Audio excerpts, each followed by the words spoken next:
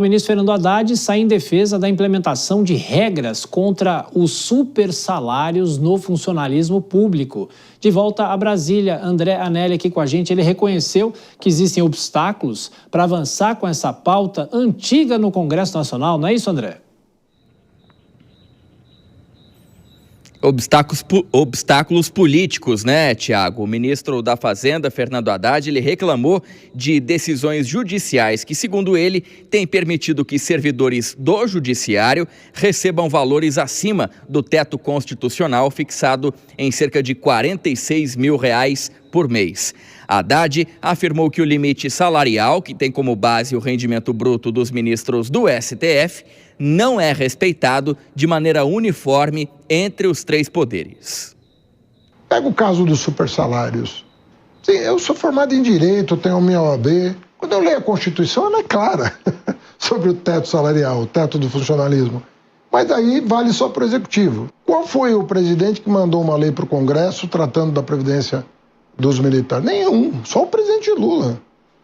Tem lá já uma lei tramitando lá sobre a questão dos supersalários. Eu sou a favor de organizar isso. Até porque você ganha credibilidade, né, perante a opinião pública de estar falando. Essa coisa de combater privilégio, combater corrupção, isso é dever nosso. O tempo todo falar disso, porque você vai botando ordem. Essas declarações do ministro foram dadas em entrevista ao portal Metrópolis.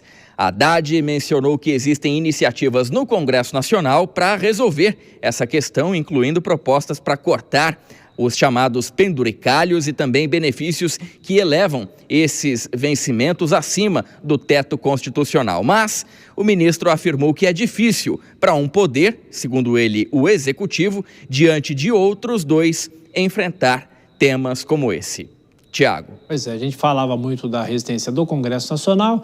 André Anelli com as últimas informações de Brasília. Dora Kramer, deixa eu te fazer uma pergunta. Desde lá da Constituição de 88, quando você ia lá anotar no seu caderninho todas as informações, quantas vezes você já ouviu falar sobre essa história de acabar com os super salários, hein?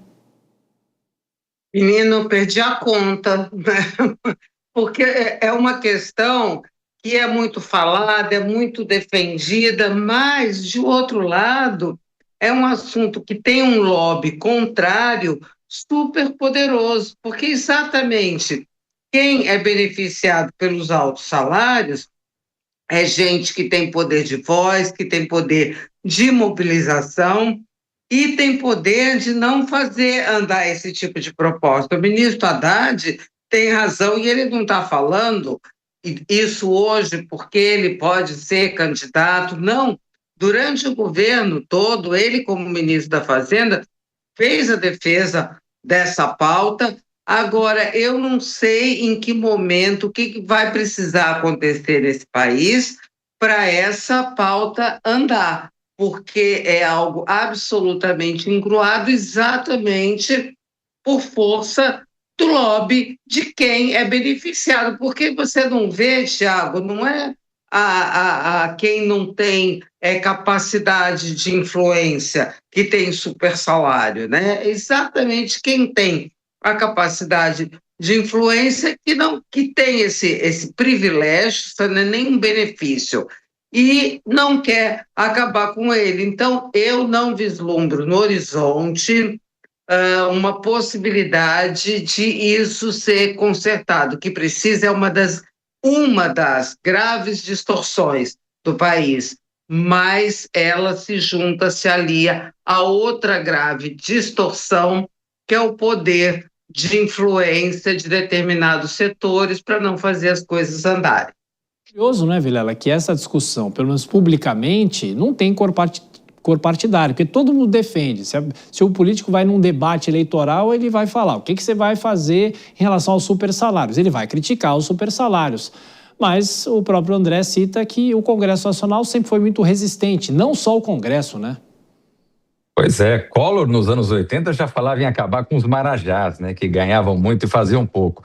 E a gente vê que, bem ou mal, esse tema, ele acaba mudando um pouco o seu enfoque, o seu viés, mas no final das contas continua sendo realmente a mesma situação. O ministro Fernando Haddad, ele foi muito feliz na sua fala, ele coloca, olha, é claro, a Constituição, a legislação vigente, elas são claras no sentido de se estabelecer um teto para a remuneração do serviço público. Ora, criar penduricalhos para que possa artificialmente inflar o salário de determinados segmentos, esse é algo absolutamente inconstitucional, é visível, não há que se questionar. Mas o fato é que, infelizmente, como a Dora bem colocou, por conta de que os beneficiados, na maioria das vezes, são aqueles que analisam, que julgam, que avaliam essas questões, a gente acaba vendo esse tipo de situação ser empregada apenas pelos trabalhadores comuns, daqueles que no seu dia a dia acabam não podendo ultrapassar esse teto. Esses poucos privilegiados acabam vivendo uma realidade onde se vê em diversas vezes se ultrapassar e muito o teto constitucional.